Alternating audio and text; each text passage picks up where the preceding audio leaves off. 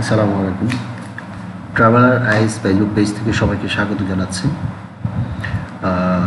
আমরা ড্রোন শটের মাধ্যমে দেখানোর চেষ্টা করছি আসলে বর্তমানে আমাদের যে ফেরি চলাচল করছে সেই স্থানটা আসলে কেমন, আর ভবিষ্যতে আসলে এটি কেমন হবে।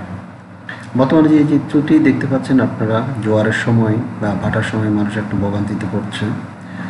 আর সবচেয়ে বড় কথা হচ্ছে চট্টগ্রাম টু সন্দ্বীপ ফেরি যোগাযোগে মানুষ আসা যাওয়া করতে পারবে বা চলাচল করতে পারবে, এটা আসলে একটা স্বপ্নের মতো ব্যাপার ছিল, যেটা আমাদের মাননীয় উপদেষ্টা ফয়জুল কবির স্যারের একান্ত প্রচেষ্টায় আসলে আমরা চট্টগ্রাম সন্দ্বীপের এই ফেরিটা পাই।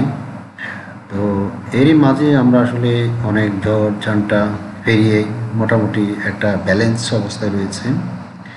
বর্তমানে ফেরি চলাচল করছে, তবে কিছু প্রতিকূল পরিবেশ তো রয়েছে, যেটা হচ্ছে চট্টগ্রাম সন্দ্বীপ রুটে আসলে বর্ষার সময় এই ফেরিটা আসলে উপযুক্ত নয়, যেটার জন্য আমরা আসলে বরাবরই বলেছিলাম এই রুটে একটা কোস্টাল ফেরির ব্যবস্থা করার জন্য।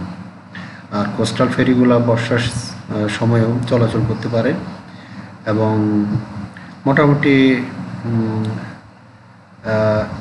যেহেতু এটা বঙ্গোপসাগরের মোহনায়, তাই আমাদেরকে অবশ্যই একটা কোস্টাল ফেরি হলে এই দ্বীপে আসা যাওয়াটা অনেকটা ইজি হবে।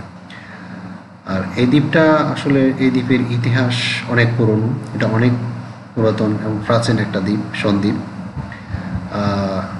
সবাই অনেকে হয়তো জানেন এই সন্দ্বীপে জন্ম হয়েছিল কবি আব্দুল হাকিমের। আমরা সেদিক থেকে অনেকটা ধন্য, আমরা এমন একজন কবি পেয়েছিলাম, কবি আব্দুল হাকিমের সন্দ্বীপে আজ ফেরি চলাচল করছে, ফয়জুল কবিরের সন্দ্বীপে আজ ফেরি চলাচল করছে।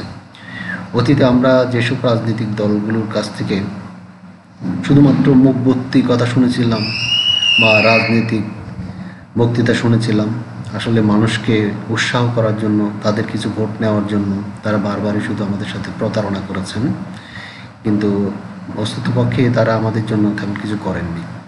নিজেদের গদি সামলানোর জন্য তারা যা কিছু করার তাই করেছেন, এবং ভবিষ্যতে যারা রাজনৈতিক দল আসবেন তারাও সেম একই কাজটাই করবেন, নিজেদের গদি এবং নিজেদের রাজনৈতিক ফায়দা লুটার জন্য সেটি করবেন। আসলে আমরা সন্দ্বীপের মানুষ যারা সাধারণ জনগণ, আমরা আসলে এর থেকে একটু ব্যতিক্রমধর্মী একটা পরিবেশ চাচ্ছি, যাতে আমরা এই রাজনৈতিক বলয় থেকে বেরিয়ে আসতে পারি, আমরা একটি সুন্দর আগামীর সন্দ্বীপ পাই।